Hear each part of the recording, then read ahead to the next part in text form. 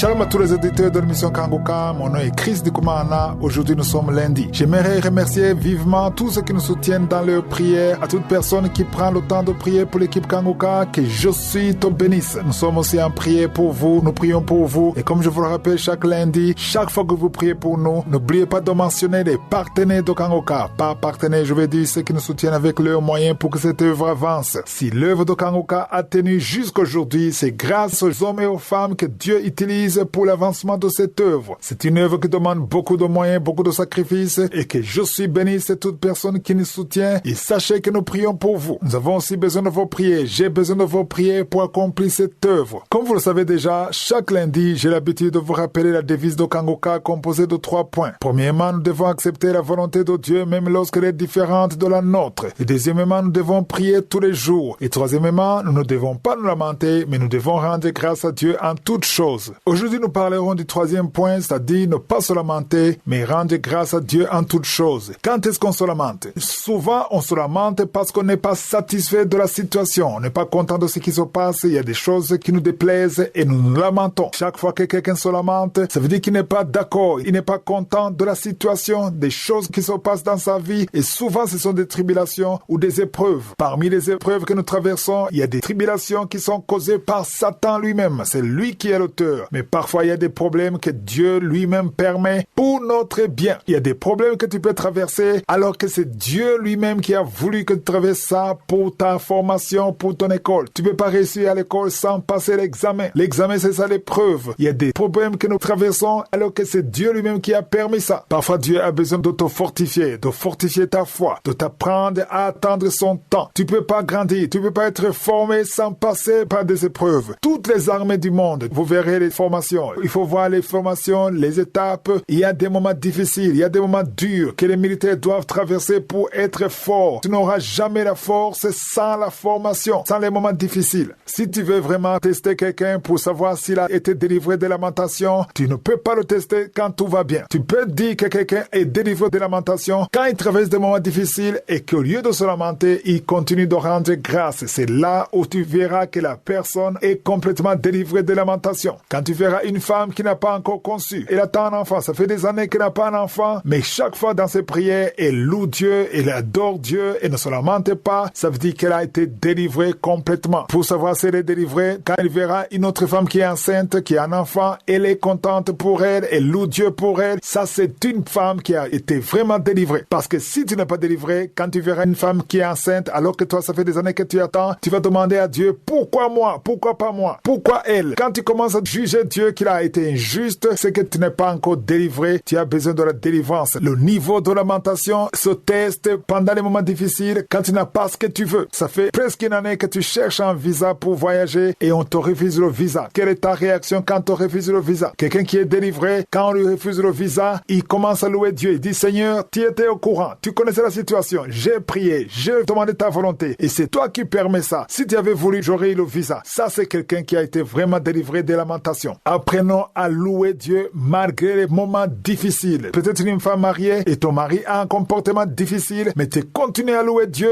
et tu as la foi que Dieu va le toucher. Aujourd'hui, nous allons lire dans 1 Thessaloniciens chapitre 5 verset 18. 1 Thessaloniciens chapitre 5 verset 18. Il est écrit, rendez grâce en toutes choses, car c'est à votre égard la volonté de Dieu en Jésus-Christ. Vous voyez qu'on nous demande de rendre grâce en toutes choses. Quand on parle de toutes choses, c'est-à-dire dans de bonnes choses et dans de mauvaises choses. Car c'est à votre égard la volonté de Dieu en Jésus-Christ. Il y a beaucoup de gens qui nous posent la question de savoir la volonté de Dieu. Tu veux savoir la volonté de Dieu? Si tu veux vraiment savoir la volonté de Dieu, la réponse se trouve dans 1 Thessaloniciens 5 verset 18. La volonté de Dieu en Jésus-Christ, c'est de rendre grâce à Dieu en toutes choses. Quand tu rends grâce à Dieu, quand tout va bien seulement, ça ce n'est pas la volonté de Dieu. La volonté de Dieu, c'est que tu rendes grâce en toutes choses. Et pour y arriver, il faut développer une confiance dans le Seigneur. Tu sais qu'il est au contrôle, il sait ce qu'il fait. Et ton appel, c'est de lui rendre grâce, de parler de sa bonté et de lui faire confiance parce qu'il connaît son plan et ton avenir.